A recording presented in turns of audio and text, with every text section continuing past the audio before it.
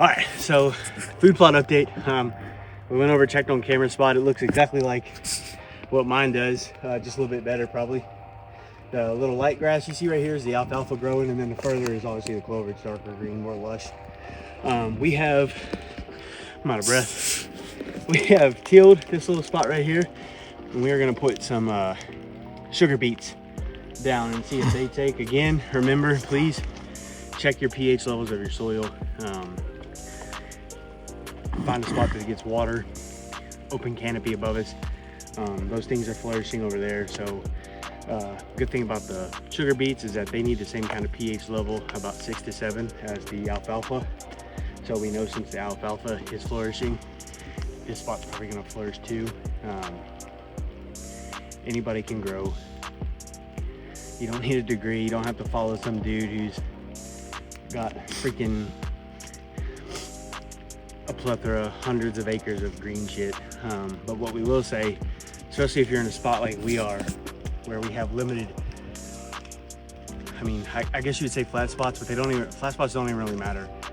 What you don't want to do is plant just one spot and give the deer only one spot to walk through, because your spot could be on the edge of their distance line and they might not go any further. However, if you plant something that is also good and the deer love, whether it's sugar beets, clover, alfalfa, persimmon, whatever, acorns, whatever, it doesn't matter. Give them a reason to go further, because then that also gives them a reason to walk further back. And you might miss them on the way to the other food spot, but if you're up in time, whatever the case may be, you might catch them on the way back. And that could be the difference between, like I said the other day, missing, hitting that trophy buck or never seeing him again. So don't just plant just one spot and leave it. You can do that. I recommend against it. I recommend you give your deer a couple different food hubs, to go to. And you'll probably set yourself up for a little bit better success. However, we're gonna plant the sugar beets. So we have the sugar beets, the alfalfa, and then the clover. And Cam, I don't know if you can show the folks the clover spot on the far side. On the other side of that down tree, there's water gathering. I know that you saw our video from the other day, us sighting in the Matthews UV bridge lock. We're probably gonna put a water source over there because it's been raining a lot. And it's good that there's puddles over there, and I mean some pretty decent puddles, because that means that's where the water's gathering. So if we get a watering hole in that spot, whether it's a little kiddie pool, whatever the case may be, and when I say kiddie pool, I mean one that's like just that size, not like an actual blue kiddie pool.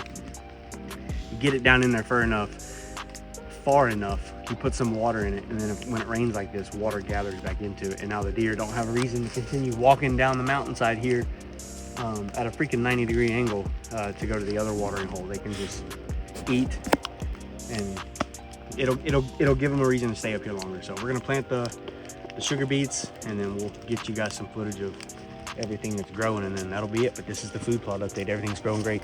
I just want to add on to what John was saying. Something to also consider here is we're not taking any food sources away. We're just adding to what's already there. We're not in a big agriculture area like in southern Ohio or eastern or western Kentucky, where these deer have a plethora of grains and greens and everything to eat. So we are just adding to what they already are looking for when it comes to their food sources, and other animals as well: bear, raccoons, squirrels. So the alfalfa and the clover and the brassicas and the radish and the turnips and the sugar beets that we're planting is just out of hope to help nourish the deer, especially coming up on fawning season. So we just wanted to add that in there and say that we're not taking anything away, and we're also not in an area where agriculture is dense. So we're hoping in doing this that we just add on to what the deer have already eaten. So that's it. Let's get back to the planting. All right, so as you can see, it's growing pretty good. Cameron's actually has a couple patches on his side.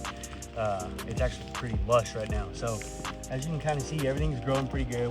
We planted more clover, to help it continue to grow. It's raining right now. Everything is wet. So the seeds really should take and really pop and grow fast. Between March and May is really, really, really the best time to plant this type of stuff, depending on where you are. It is for us where we are here in West Virginia. Really stoked the alfalfa's taken. Really excited the clover's taken, and I have nothing but faith that the sugar beets are going to take too. And it's just, like Cameron said, it's just gonna add to all the other nutrients that they already have. And even other animals that aren't deer, you know, that aren't what we primarily hunt, are gonna flourish off this too. So it's helping more than just what we're trying to hunt. All right, so are we doing it for a purpose? Yes. However, we're not being selfish about it. We understand that if the deer decide never to come here again, that's perfectly fine. Other animals are going to flourish off this, and hopefully this stuff continues to grow. Shout out to Green's Feed and Seed again, local staple in our city of Charleston. They always have good stuff in stock, and that's where we go. That's where all this stuff has come from, is Green's Feed and Seed. So we're going to take a look at this water right here. Cameron, if you can show me that water stacking up, what I'm talking about. You kind of see where it's puddling right there. Which is a good thing for us, because that means that's a low point on this little road right here. So I'd say probably right here in the center, find the center point, dig low. We put a small watering hole right here to keep holding that water, so the deer can come here, walk through this whole valley on this ridge line, because this whole ridge line kind of, it plateaus. There's an old logging road here, there's one about 100 yards down, and then so on and so on. It just kind of plateaus off and weighs down, just kind of like how mountains around here do. So yeah, everything's growing. We'll probably end up putting a water hole here in the next month or two, fill it up, and then let the rainwater pool right into this area. But you got to remember, you can't just plant or put a watering hole at the soil line. It has to be lower so the water can run down in, or else it's pointless. You're just gonna have water around it. So yeah, that's it. Thank you guys for checking in on this video. This is our food plot update. Everything is growing great. You can do it too. You don't have to be a professional. You don't have to watch a million videos. Just figure out what you need, the basics. Figure out if you need to worry about the pH level of the soil, which you should be anyway. Figure out what's going to grow the best, and just fucking plant it. Later, guys.